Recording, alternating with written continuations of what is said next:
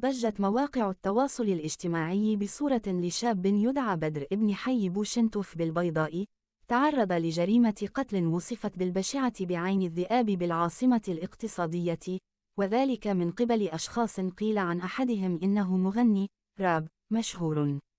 وفي التفاصيل، وبحسب المنشور الذي رافق صورة الهالك البالغ 23 سنة، فإن الضحية طالب باحث سنة ثانية دكتوراه تخصص كهروكيمياء وتوليد الطاقة بكلية العلوم والتقنيات بالمحمدية، وأنه بينما كان رفقة أصدقائه بأحد المحلات الشهيرة للأكلات السريعة بمنطقة عين الذئاب، دخل بمعية أصدقائه في شجار مع 4 أشخاص آخرين في الساعات الأولى من صباح الأحد.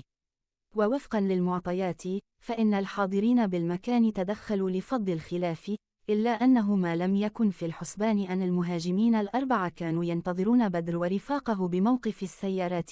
حيث انهال عليه أحدهم بضربة قوية على مستوى الرأس قبل أن يسقطه أرضا، والمرور عليه بواسطة سيارته، حيث هشم رأسه وشوه جثته. المنشور الذي انتشر كالنار في الهشيم على الصفحات الفيسبوكية ذكر أن أصدقاء الضحبة بدر تعرضوا أيضا للاعتداء، وأن جاني وبعد نزع ترقيم السيارة التي يمتلكها من نوع أودي كيو 7 سوداء اللون، لاذ بالفرار تاركا الهالك مدرجا في دمائه.